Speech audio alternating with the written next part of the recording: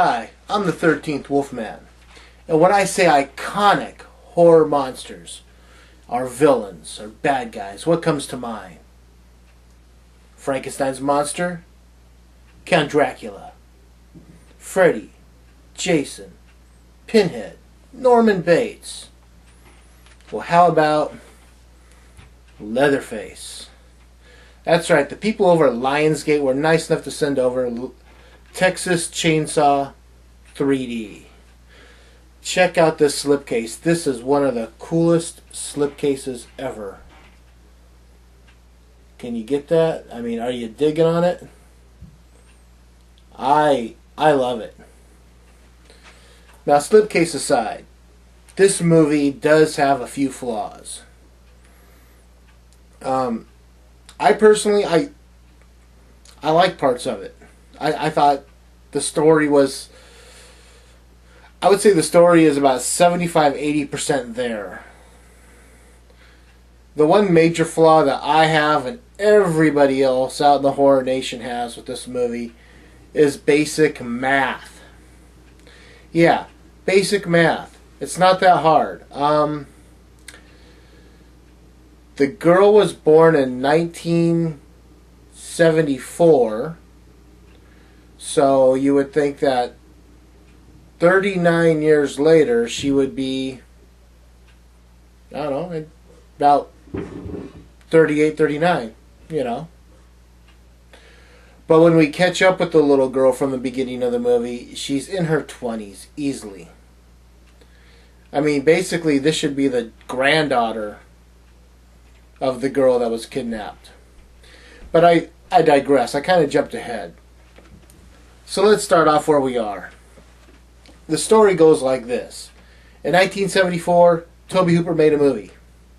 And at the end of the movie, Sally Hardesty got away, and no one really knows what happened after that. I mean, there was a sequel, but they kind of took Texas Chainsaw on the road in that movie. So we don't really know. That movie picked up 13 years after the original. We don't really know what happened right after Sally Hardesty got away.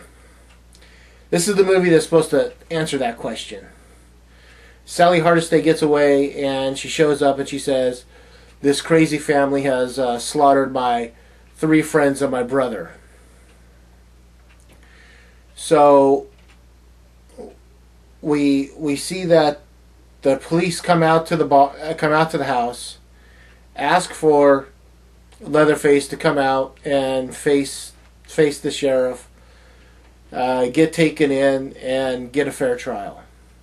Okay, that sounds all reasonable. But it wouldn't be a horror film if everything went reasonable.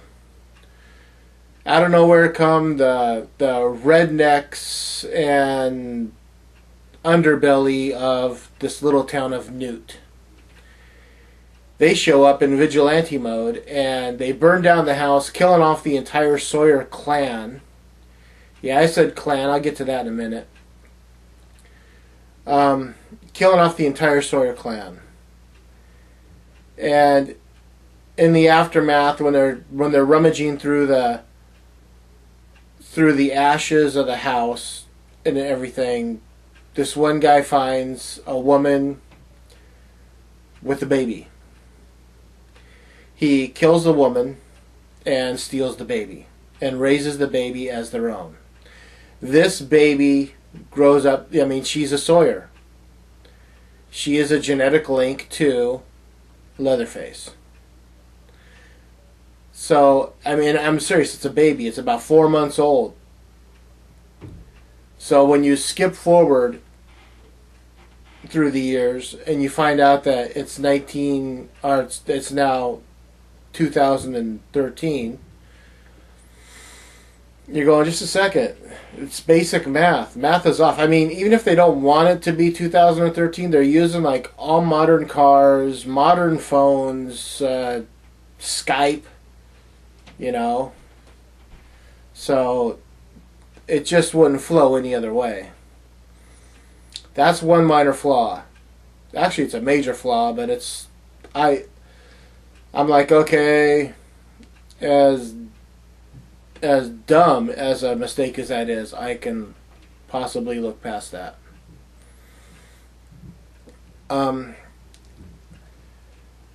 Then you find out that the girl finds out that she's never really felt connected to the people that she claims are her parents. And we find out that she has inherited the Sawyer family compound back in Newt, Texas. Not the one that was burned down. Another family house that her grandmother owned. So she gathers up her friends. They go out to Newt, Texas, and to see what kind of inheritance she's getting, because she doesn't know it's going to be this grandioso, big mansion type of house, and that's what it really is. So they show up. She meets up with the lawyer, and the lawyer says, "Here are the papers. Here's a letter from your grandmother explaining everything. Please read the letter." She doesn't really get to that until like towards the end of the movie, which is really kind of a shame, because we could have circumvented a whole lot of stuff this way. But again, it wouldn't be a horror film if logic fell into place. So you got that, and there's a few other things. I mean, I don't want to totally rip on this, because I actually did like this movie. I would actually give this movie about, I'd say 3 chainsaws out of 4. I mean, it's not the great... Texas Chainsaw, the original, is still the best Texas Chainsaw movie out there. But I would put this, if I was going to rate them, this would be about 3rd or 4th. You know, for me. I enjoyed it. And this is actually the 2D, 3D version. The little disc is pretty smart. You put the disc in and it reads whether or not your DVD or your Blu-ray player is 3D, and then you don't have to choose if you want to watch the 3D or the non-3D. Mine's a non-3D player, so it's your player's non-3D, so I got to watch the 2D version. But if I ever get a 3D player down the road, it'll work. So it has a ton of extras. Oh my god, the extras on here. You get 4 commentaries. On the 4th commentary, you get Gunnar Hansen, Marilyn Burns, John Dugan, and Bill Moseley talking about their involvement with the movie. You get another one with Carl Mazzone, the producer. You get one with the director, John Lucier. And another one. I think Toby Hooper's on one of them, to be completely honest. That's just the commentaries. Then you get the old Homestead featurette. You get the casting featurette. The Leatherface 2013 featurette. It's in the Meat featurette, which is all about the special effects and props that they made for this movie. And On the Set Short Subjects. I mean, it's an alternate opening. So overall, there you go. This is like the longest review I've ever done. Like I said, I'll give it 3 chainsaws out of 4. I think it's well worth it. I'm the 13th Wolfman. I'm on the prowl.